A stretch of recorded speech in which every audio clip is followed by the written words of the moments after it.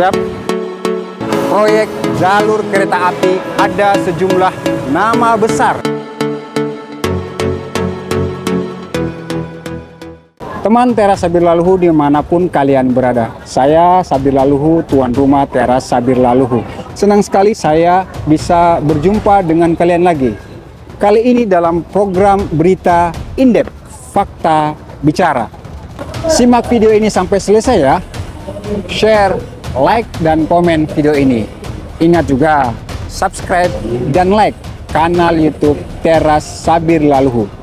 Bagi rekan-rekan saya sesama jurnalis, silakan menggunakan seluruh atau sebagian isi video ini maupun menyadur dan mengutip data atau pernyataan narasumber dalam video ini untuk kepentingan pemberitaan dengan syarat menyebutkan sumber berita video ini program berita In-Depth Fakta Bicara kanal YouTube Teras Sabir Laluhu.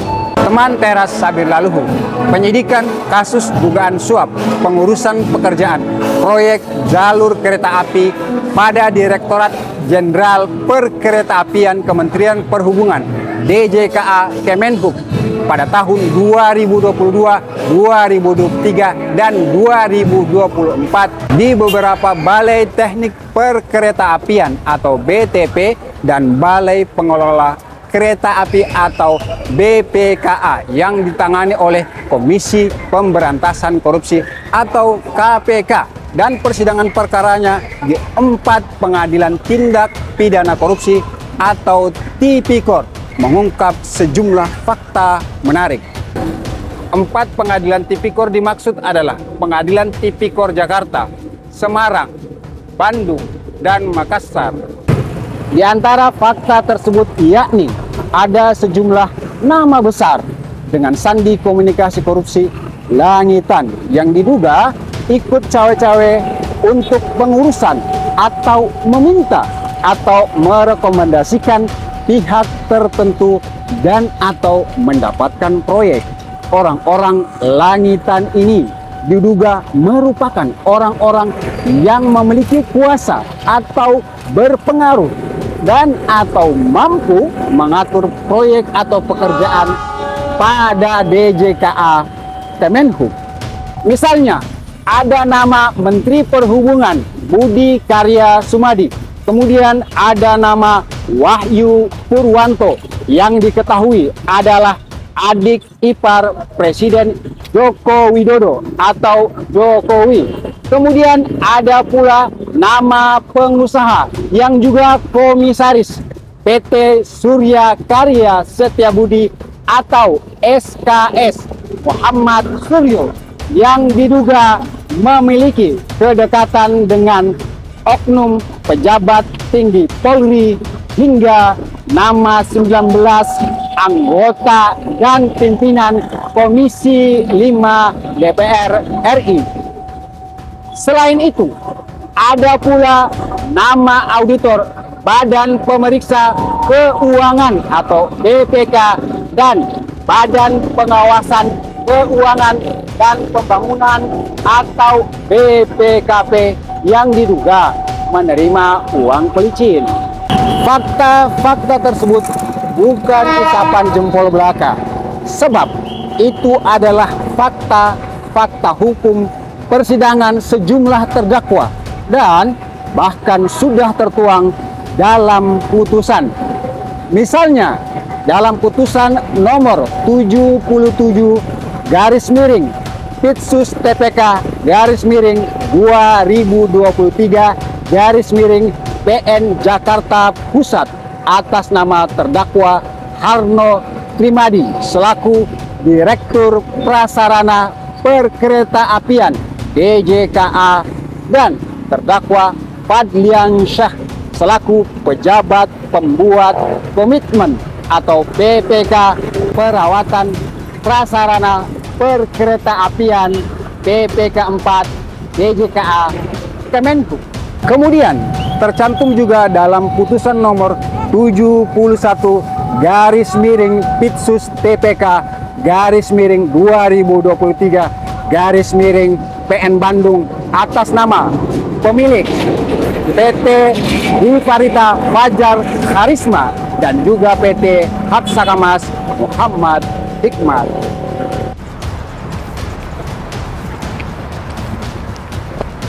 Untuk berita in-depth kali ini, saya dan tim Teras Sabir Laluhu berfokus pada topik, benarkah 19 politikus, anggota, dan pimpinan Komisi 5 DPR RI diduga cawe-cawe dalam proyek jalur kereta api Kementerian Perhubungan.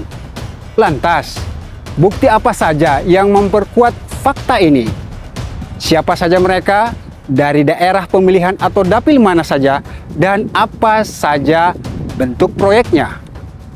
Sebelum pertanyaan-pertanyaan tersebut terjawab, saya ingin menyampaikan bahwa dalam pasal 184 ayat 1 Kitab Undang-Undang Hukum Acara Pidana atau KUHAP disebutkan bahwa alat bukti yang sah ada 5, yakni keterangan saksi, keterangan ahli, surat, petunjuk, dan keterangan terdakwa.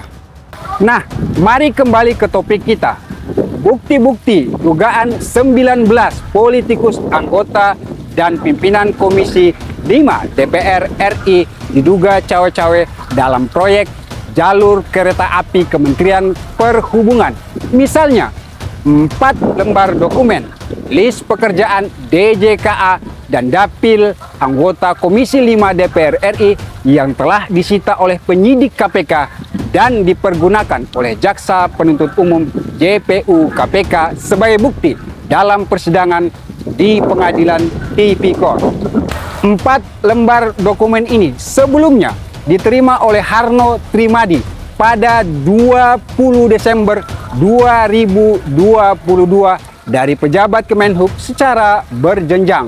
Dokumen ini pun kemudian ditandatangani oleh Harno Trimadi pada 11 April 2023. Dokumen list pekerjaan DJKA dan dapil anggota Komisi 5 DPR RI ini diduga merupakan permintaan dari para anggota Komisi 5 DPR RI serta sudah ada kesepakatan antara Sekretaris Jenderal Kementerian Perhubungan Novi Rianto Raharjo dan para Dirjen Kemenhub dengan pimpinan Komisi 5 DPR RI untuk menjalankan list tersebut guna memperlancar proses penganggaran Kemenhub di DPR RI. Bukti selanjutnya adalah keterangan sejumlah pihak dalam persidangan perkara di hadapan majelis hakim dan telah tercantum di dalam putusan.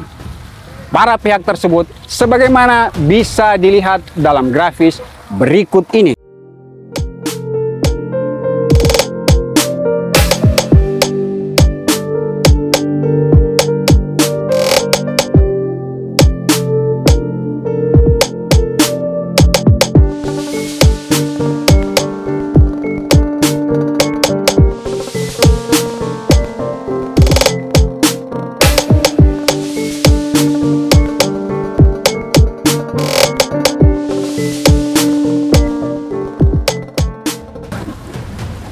Penasaran dengan nama 19 politikus di Komisi 5 DPR RI?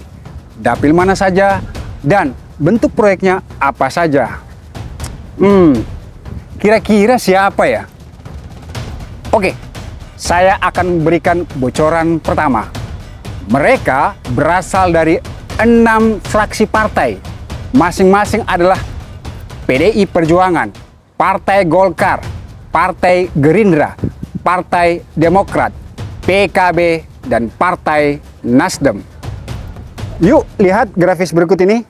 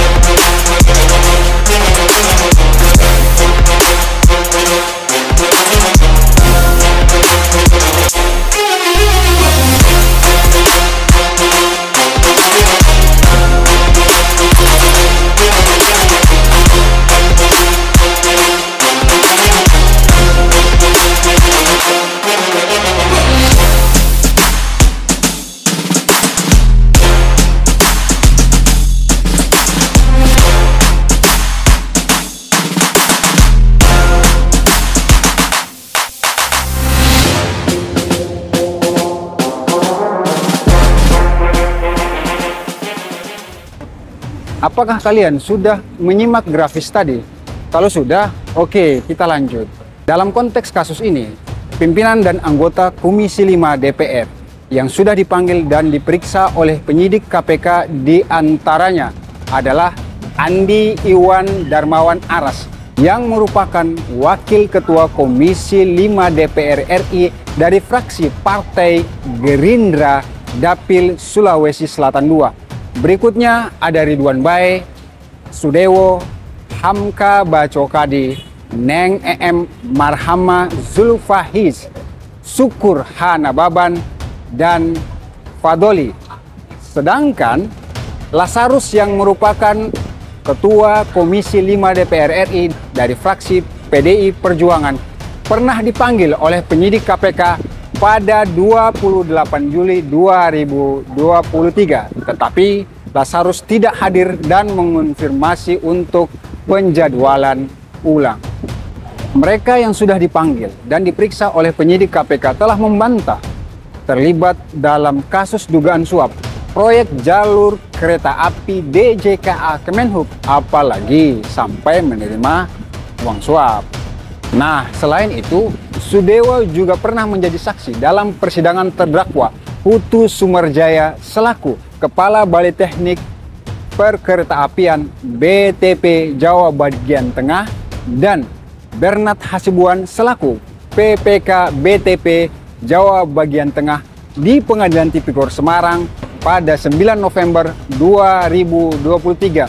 Saat Sudewo bersaksi, Jaksa Penuntut Umum KPK mengungkap bahwa penyidik KPK sudah menyita uang sebanyak 3 miliar dari rumah Sudewo. Uang ini dalam pecahan rupiah dan mata uang asing. Uang ini pun dipergunakan KPK untuk pembuktian di persidangan dan ditunjukkan oleh Jaksa Penuntut Umum KPK kepada Sudewo di hadapan majelis hakim. Kami telah menghubungi untuk mengonfirmasi 3 hingga 4 pertanyaan dan meminta waktu untuk ketemu wawancara tatap muka secara langsung kepada 18 anggota dan pimpinan Komisi 5 DPR RI seperti yang terlihat dalam grafis sebelumnya. Tentu saja selain Sofyan Ali. Sebab Sofyan Ali juga merupakan terpidana penerima suap uang ketok palu pengesahan rancangan APBD Provinsi Jambi 2017-2018. KPK telah mengeksekusi Sofyan Ali ke Lembaga Pemasyarakatan Lapas Kelas 2A Jambi pada 23 Oktober 2023 untuk menjalani masa pidana penjara. 18 orang tersebut kami hubungi baik melalui panggilan telepon langsung, melalui pesan singkat via WhatsApp, pesan singkat via direct message Instagram, Messenger, Facebook, kemudian via email. Sejak Rabu pagi 24 Januari 2024 hingga Jumat malam 2 Februari 2024. Tetapi hanya 8 orang yang memberikan respon. Berikut pernyataan dari 8 orang tersebut.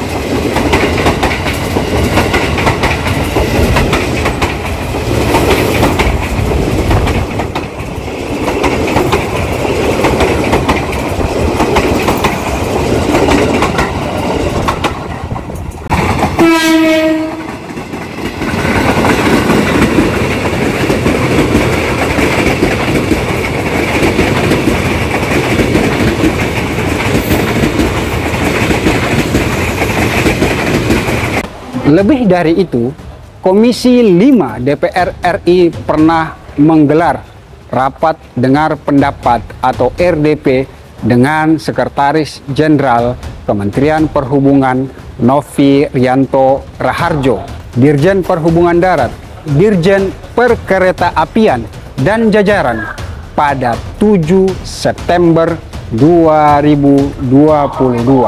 RDP ini berlangsung sejak pukul 14.00 sampai dengan 17.00 waktu Indonesia Barat di ruang rapat Komisi 5 DPR RI dan secara virtual yang dipimpin langsung oleh Lazarus selaku Ketua Komisi 5 DPR RI.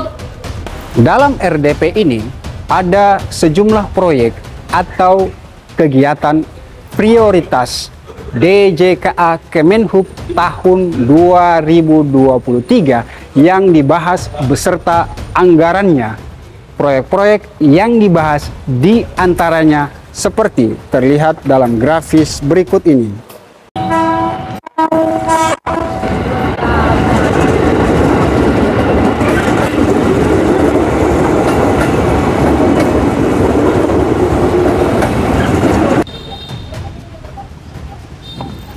Kami juga telah menghubungi, meminta waktu untuk ketemu dan mengonfirmasi dengan mengirimkan 4 pertanyaan kepada Sekretaris Jenderal Kementerian Perhubungan Novi Rianto Raharjo melalui pesan singkat via WhatsApp pada Selasa sore 23 Januari 2024. Hanya saja Novi mengaku sedang rapat dan meminta kami untuk menghubungi juru bicara atau jubir Kemenhub Adita Irawati.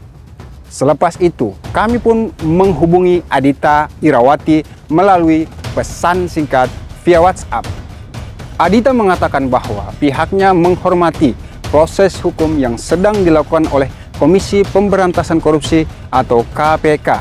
Sehingga Adita mengatakan juga pihaknya tidak bisa memenuhi permintaan kami untuk konfirmasi 4 pertanyaan maupun untuk wawancara tatap muka secara langsung. Berikut pernyataan Novi Rianto Raharjo dan Adita Irawati.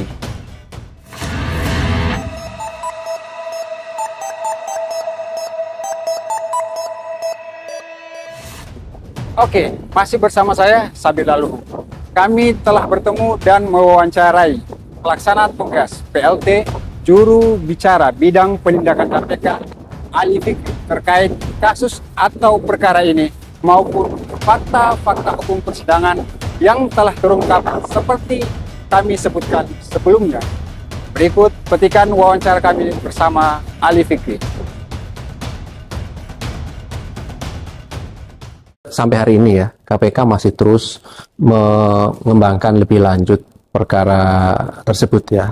Terakhir kami sudah sampaikan proses penyidikan kemudian dikembangkan dengan menetapkan 2 orang sebagai tersangka, yaitu ASN di Kementerian Perhubungan dan juga BPKRI ya. Tentu terkait dengan fakta-fakta dari proses penyidikan maupun persidangan yang kemudian tim penyidik maupun penuntut umum menggelar ataupun mengekspos perkara tersebut dan kemudian disepakati mengembangkan perkara tersebut dengan menetapkan 2 orang sebagai tersangka, dan saat ini masih dalam pendalaman oleh tim penyidik KPK terkait dengan 2 orang tersangka tersebut. Kedepan tentu dari fakta-fakta proses persidangan yang sebelumnya juga sudah beberapa terdakwa yang diputus bersalah oleh pengadilan dan juga proses-proses persidangan dari fakta-fakta termasuk fakta hukum di putusan yang sudah dibacakan oleh majelis hakim, tentu ini akan terus dikembangkan lebih lanjut oleh KPK, baik itu melalui tim penyidik maupun penuntut umum KPK. Iya, sekali lagi tentu ketika dalam proses persidangan, tim jaksa penuntut tentu sudah menuangkannya dalam catatan persidangan ya, dan itu juga kemudian di beberapa putusan fakta-fakta itu kan sudah tertuang gitu ya, dan ini tentu saya kira menjadi poin-poin penting beberapa hal dari fakta-fakta itu ke depan yang terus KPK dalami, KPK kembangkan lebih lanjut. baik dalam proses penyidikan sekarang yang masih berjalan maupun dari fakta-fakta dari hasil proses persidangan tersebut. Oleh karena itu tentu penting bagi kami untuk menyampaikan kepada masyarakat bahwa tentu dalam proses penanganan perkara tindak pidana korupsi, ketika kemudian dalam proses persidangan, tentu itu kan terbuka untuk umum. Silakan masyarakat, teman-teman media bisa mengikuti seluruh proses-proses persidangan yang terbuka untuk umum tersebut ya, sehingga dapat mengetahui, dapat mengikuti kan begitu ya, seluruh proses-proses dari hasil fakta-fakta yang kemudian bahkan menjadi fakta hukum. Ini sekali lagi kami sering menjelaskan ya, bahwa ada fakta-fakta itu tentu menjadi fakta hukum. Ya, tapi kalau fakta hukum itu terdiri dari fakta-fakta yang artinya bahwa menjadi fakta hukum ketika ada keterkaitan antara satu alat bukti dengan alat bukti yang lain. Yang itulah yang kemudian dikembangkan oleh KPK, baik itu dalam perkembangan persidangan, laporan persidangan dari tim jaksa KPK maupun dalam proses-proses persidangan. Saya kira siapapun yang kemudian dalam putusan ya, dalam putusan itu ada dugaan misalnya yang disebutkan tadi keterlibatan pihak lain dari fakta-fakta dan bahkan kemudian dari fakta hukum karena alat buktinya setidaknya lebih dari 2 misalnya, ya pakai KPK pasti kembangkan ke sana. Prinsipnya kan basisnya adalah kecukupan alat bukti kan begitu ya. Ketika kecukupan alat bukti itu ada, pasti KPK kembangkan dari titik itu.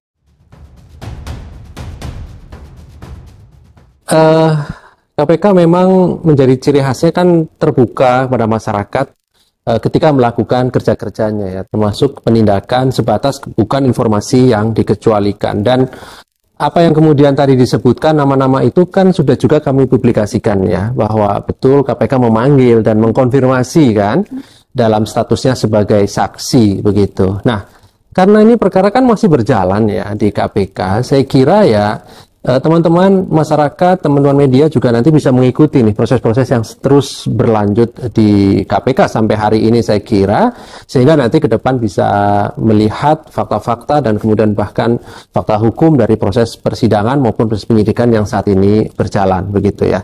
Tapi poinnya adalah betul apa yang disebutkan tadi, memang kami juga menyampaikan, mempublikasikannya seperti halnya perkara yang lain setiap memanggil saksi, dan kami juga mengkonfirmasi apa kebutuhan dari tim penyidik KPK ketika memanggil para saksi tersebut begitu ya. Tentu sudah kami sampaikan sebatas hal-hal yang memang tidak dikecualikan, dan teman-teman dan masyarakat juga tahu bahwa ketika kami sampaikan tentu bagi kami jangan sampai mengganggu proses penyidikan yang sedang berjalan yang dilakukan oleh tim penyidik KPK. Iya, yang pertama kami ingin sampaikan ya, ketika KPK tim penyidik memanggil para saksi tentu karena ada kebutuhan, kami perlu mengkonfirmasi kan gitu ya, dari informasi dan data yang KPK miliki dalam proses penyidikan, kemudian dibutuhkan keterangan pihak-pihak lain sebagai saksi yang tadi sudah disebutkan ya. Beberapa unsur dalam perkara ini kan perlu kami dalami ya. Unsur dalam ini kan pasal-pasal suap menyuap ya, ada pemberi, ada penerima. Tentu yang melatar belakangi dari seluruh unsur-unsur yang berhubungan dengan suap menyuap tadi itu, itulah yang menjadi poin utama KPK untuk terus dikonfirmasi gitu ya. Bahwa ini kan latar belakangnya ada proyek kan begitu ya di DJKA yang 4 wilayah tadi itu ya, tentu kan ada proses-proses sebelumnya gitu ya, proses-proses dalam penentuan pekerjaan misalnya, anggaran dan sebagainya, sehingga perlu dikonfirmasi ke berbagai pihak begitu ya. Sehingga memperjelas apa yang kemudian disangkakan oleh tim penyidik KPK terhadap pihak-pihak yang sudah kami umumkan sebagai tersangka dan bahkan sudah ditahan dan sudah dilakukan proses persidangan begitu ya. Memang di beberapa perkara ketika KPK mengkonfirmasi kepada para saksi, tentu sekali lagi kebutuhannya agar menjadi utuh dan jelas konstruksi perkara tersebut. Pertanyaannya kan sering, apakah kemudian saksi-saksi dapat menjadi tersangka kan begitu ya. Nah kan begitu. Sekali lagi basisnya adalah kecukupan alat bukti. Sepanjang kemudian baik dari fakta-fakta proses penyidikan maupun fakta-fakta yang diperoleh dari persidangan sehingga membentuk sebuah fakta hukum, ada keterlibatan pihak lain siapapun itu, gitu ya. Baik dalam proses penganggaran, baik dalam proses pelaksanaan kan begitu ya. Dari proyek-proyek tersebut ya tentu KPK kembangkan lebih jauh ke arah sana kan begitu. Jadi sekali lagi ini kan perkara ini masih terus KPK kembangkan ya sampai hari ini. Kemarin sudah diumumkan 2 orang tersangka, ke depan juga kami sedang menganalisis lebih lanjut ya untuk menganalisis apakah ada pihak-pihak yang bisa dipertanggungjawabkan lebih lanjut dalam perkara yang terus KPK kembangkan saat ini. Nah, kebutuhan apa orang yang tadi disebutkan itu akan dipanggil kembali sebagai saksi, bahkan kemudian apakah kemungkinan orang lain juga akan dipanggil oleh tim penyidik KPK. Sekali lagi, kami selalu terbuka menyampaikan kepada masyarakat dan juga teman-teman media. Oleh karena itu tentu kami ingin sampaikan bahwa ikuti seluruh proses yang sedang berjalan ini, yang terus KPK kembangkan, KPK lakukan proses pendalaman-pendalaman gitu ya. Jika kemudian nanti tim membutuhkan keterangan siapapun itu untuk dipanggil sebagai saksi, pasti juga kami akan sampaikan kepada teman-teman media dan masyarakat. Dan juga apa sih yang kemudian didalami secara umum terhadap saksi yang dipanggil oleh KPK tentunya. Nah, disitulah sekali lagi ketika kami memanggil seorang sebagai saksi karena memang kebutuhan dari tim penyidik KPK berdasarkan analisis, fakta, informasi, dan data yang dikumpulkan agar menjadi utuh konstruksi perkara ini. Sekali lagi bahwa proses penanganan perkara dugaan korupsi di Kementerian Perhubungan ini terkait dengan proyek di Direktorat Jenderal Kereta Api belum selesai, gitu ya. KPK tentu terus dalami, ikuti seluruh proses yang sedang kami lakukan ini. Sekali lagi, tentu KPK berkomitmen untuk menuntaskan perkara ini secara tuntas. Siapapun yang kemudian dapat dipertanggungjawabkan secara hukum berdasarkan kecukupan alat bukti, pasti kemudian KPK proses.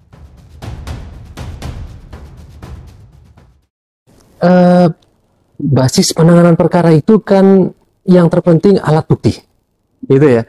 Ketika kemudian alat bukti itu sudah ada, saya kira KPK sudah cukup lama keberadaannya ya, bahwa mengenai berani ataupun takut gitu ya. Tapi kalau sepanjang kemudian alat buktinya sudah cukup, ya saya kira disitulah pentingnya kemudian penguatan di alat bukti. Baik itu dalam proses penyidikan maupun dalam proses persidangan, terlebih kemudian sudah masuk dalam sebuah putusan peradilan, tentu analisis lebih jauh pasti kemudian KPK lakukan ke sana. Sementara itu, peneliti sekaligus koordinator Divisi Hukum dan Monitoring Peradilan Indonesia Corruption Watch (ICW) Kurnia Ramadana menilai kasus dugaan suap pengurusan proyek jalur kereta api pada Direktorat Jenderal Perkeretaapian Kementerian Perhubungan DJKA Kemenhub haruslah diusut tuntas oleh Komisi Pemberantasan Korupsi KPK, termasuk dugaan keterlibatan atau dugaan cawe-cawe belasan anggota dan pimpinan Komisi 5 DPR RI. Berikut petikan wawancara kami bersama Kurnia Ramadana. Iya, tentu kasus ini menjadi perhatian ya di ICW. Mengapa? Karena kalau kita lihat timeline dari kasus ini, dilakukan tangkap tangan oleh KPK pada April tahun 2023, berarti sudah ada rentang waktu sekitar 9 atau 10 bulan, dengan jumlah tersangka yang cukup banyak, lokus dari persidangan juga beragam, dan ternyata ketika didalami lebih lanjut, ada karakteristik dalam perkara ini yang menarik untuk didalami. Sebab ada relasi yang sangat terang benderang antara aparatur sipil negara atau pejabat publik dengan pihak swasta, dan disinyalir juga melibatkan politisi. Apalagi proyek yang dikerjakan oleh DJKA Kementerian Perhubungan ini masuk dalam kategori proyek strategis nasional. Oleh sebab itu, kami cukup concern untuk melihat bagaimana sebenarnya konstruksi utuh perkara ini, apakah ada pihak-pihak yang dilindungi oleh aparat penegak hukum atau mungkin tidak tersentuh dalam proses penegakan hukum. Sesuatu yang sudah terang dalam putusan, tentu berkas putusan itu dituliskan berdasarkan apa yang terjadi dalam proses persidangan. Misalnya, ketika ada keterangan saksi yang menyebutkan ada keterlibatan pihak lain, maka keterangan itu harus didalami lebih lanjut, baik dalam proses persidangan atau bahkan mungkin dalam berkas perkara yang baru untuk ditelusuri lebih lanjut apakah benar kesaksian itu dengan cara melakukan pengumpulan bahan keterangan atau mungkin melakukan penyelidikan lebih lanjut oleh penyidik di Komisi Pemberantasan Korupsi. Dalam berkas putusan ada disebutkan nama-nama politisi. Ini tentu menjadi poin yang menarik. Bagaimana relasi para politisi itu bisa berbicara tentang misalnya pembagian proyek-proyek yang dikerjakan oleh DJKA Kementerian Perhubungan.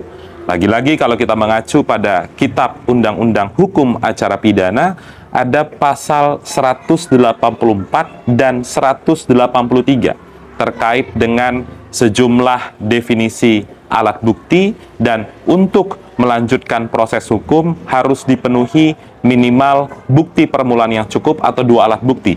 Dan keterangan saksi dalam proses persidangan itu merupakan 1 alat bukti, keterangan saksi, dan bisa juga digunakan untuk petunjuk bagi aparat penegak hukum menelusuri lebih lanjut keterlibatan dari sejumlah politisi itu. Selain dari hal tersebut, ada hal yang menarik. Karena kalau dilihat dari background orang-orang yang disebut turut cawe-cawe dalam proyek itu, nama-nama itu sepertinya punya relasi yang dekat dengan pimpinan lembaga penegak hukum, bahkan ada yang punya relasi keluarga dengan pimpinan lembaga negara. Ini tentu menjadi tantangan bagi Komisi Pemberantasan Korupsi. Jadi persoalannya saat ini bukan mampu atau tidak mampu, tapi mau atau tidak mau menelusuri lebih lanjut. Ini menjadi penting karena track record dari atau rekam jejak dari Komisi Pemberantasan Korupsi, terutama 4,5 tahun terakhir, selalu takut ketika berhadap-hadapan dengan politisi. Saya mau ambil contoh, ada juga perkara lain yang sudah terang benderang menyebutkan keterlibatan politisi dalam putusan, tapi sampai detik ini tidak ditindaklanjuti. Kasus suap bansos di Kementerian Sosial. Fenomenanya hampir serupa dengan yang terjadi dalam 2 putusan DJKA Kementerian Perhubungan. Kami tentu khawatir praktik yang sama dalam kasus bansos terulang kembali dalam kasus DJKA. Penegakan hukum, khususnya pemberantasan korupsi, mestinya tidak mempertimbangkan seseorang ini punya relasi dengan siapa, tapi harusnya berpijak pada objektifikasi. Ketika ada bukti permulaan yang cukup, harus didalami. Kalau sudah ada kickback misalnya, ada uang yang disita misalnya, itu kan menjadi petunjuk untuk menetapkan orang-orang tersebut sebagai tersangka. Lagi-lagi, bila bukti permulaan yang cukup sudah dipegang oleh para penyidik. Ada 2 hal ya. Yang pertama, kalau membantah adanya dugaan cawe-cawe itu merupakan hal yang biasa, hal yang lumrah. Karena memang seseorang, bahkan dalam proses persidangan, seorang terdakwa itu memiliki hak ingkar. Akan tetapi, fokus dalam penegakan hukum bukan bergantung pada keterangan seseorang. Akan tetapi, harus lebih jauh, apakah aparat penegak hukum sudah menelusuri atau belum keterkaitan yang muncul petunjuk-petunjuk dalam 2 putusan tersebut. Jadi, bagi kami, silahkan saja untuk membantah, karena bantahan itu bukan disampaikan dalam proses penegakan hukum. Maka dari itu, dorongannya adalah bukan mereka mengakui, akan tetapi penegak hukum yaitu KPK, harus menelusuri lebih lanjut. Ini penting kami sampaikan. Kasus seperti DJKA yang memunculkan nama politisi bukan kali pertama ditangani oleh KPK. Ada puluhan kasus yang sudah pernah ditangani oleh KPK dan akhirnya dibawa ke proses persidangan. Namun, era kepemimpinan Komisioner Jilid 2019 sampai 2024 yang sering kali tampak dan dikritik oleh masyarakat, bukti sudah terang benderang, akan tetapi tidak ditindaklanjuti dengan proses penegakan hukum. Jangankan proses penyidikan, bahkan proses penyelidikan itu pun jarang dilakukan oleh Komisi Pemberantasan Korupsi. Apalagi saat ini KPK dengan komposisi yang baru, dengan pengganti Firly Bahuri, yaitu Nawawi Pomolango, sebagai ketua sementara Komisi Pemberantasan Korupsi, ini menjadi batu uji bagi Pak Nawawi. Apakah Pak Nawawi bisa keluar dari stigma negatif publik kepada KPK, atau hanya melanjutkan estafet kepemimpinan Saudara Firly Bahuri yang seringkali takut ketika berhadap-hadapan dengan perkara, di mana perkara itu banyak melibatkan oknum politisi dan punya relasi yang dekat dengan lembaga-lembaga tertentu.